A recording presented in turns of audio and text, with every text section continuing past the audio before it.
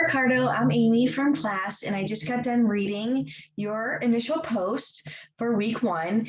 And I think we're all in agreement of the 4 types of self-regulation, self-reinforcement, goal setting, self-instruction, and self-monitoring.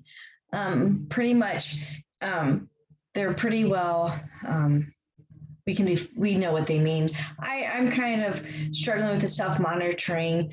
That one I need to still learn a little bit more of. But I believe goal setting is huge in self-regulation because there needs to be motivation in working through a situation and what's at the end of the tunnel.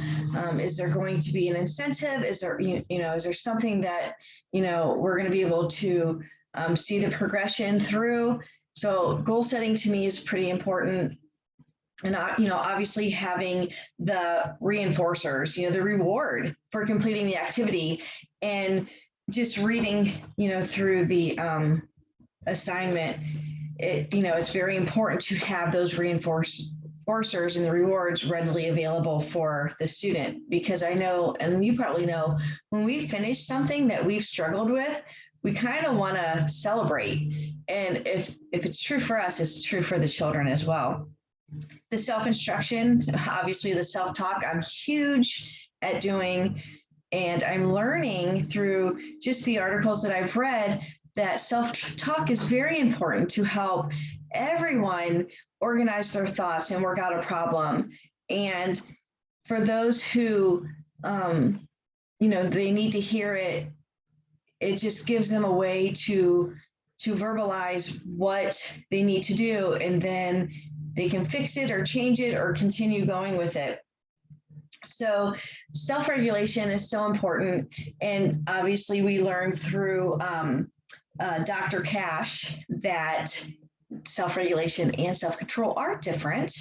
It's easy to, show self-control, but is it what we really need our children to do? Or do we need them to work through it, the situation, so they don't have to fight those impulses that comes along with self-control? And I read again through the 2 articles, self-control is a lot of negativity, and we can't expect children to ignore the negative thoughts and squash that impulse of wanting to choose an activity or choose just, to throw crayons across the room, or when they get so upset that they're the outbursts, and, there's no self-control, the classrooms are getting destroyed.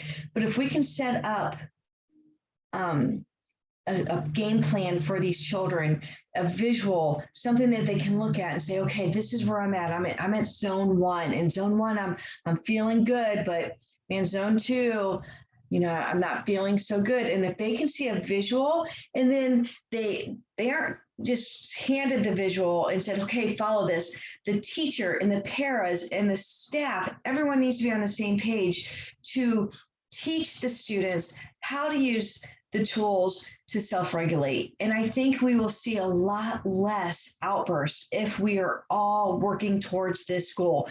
And you mentioned modeling behavior. Let us teachers have by our desk somewhere where the students can see our zones, to self-regulate. And we can, even if we find ourselves, kind of getting upset, we can over dramatize it a little bit and just kind of talk ourselves through the zones where the students are observing us, to show them that even we need that visual help. We even need tools to self-regulate. So I really think that's so important. And then I really liked how, you talked about, children's behavior, and children's behaviors are direct results of the situation. And if it's a highly stressful situation, it's not so much that it's them themselves just choosing to not be good, it's the behavior from the situation. And at this point, they have no control of how to calm down. So again, self-regulation is very important. Let's see. I say a lot. I apologize. I've noticed that. I think that if we continue to advocate for the tools of self-regulation and then using these, teach the kids how to look at themselves, and after the situation, let the children come in or the student come in and just talk about maybe what happened. Give them the verbs, the verbiage or the tools to say, what, this is what triggered it. And have someone, if it's not you, have someone jot down the notes. If this child is prone to outbursts, have someone follow this child around and take notes directly for this child. And that way we can go back and look at the notes and say, okay, before his outburst, this was a trigger. And then when we come back and we do the self-monitoring with the student, we can say, we noticed that right before the outburst, this upset you, this might have been a trigger. And that way the student also learns what the triggers are. I think that's all I have. I hope I responded to your response enough. Do you, I guess, I don't know if you're already a teacher. Are you in the classroom in any capacity? I would really like to find out different strategies that you would use or are already using to help a student self-regulate. All right, Ricardo, good luck in the class. I hope to see you soon. Bye-bye.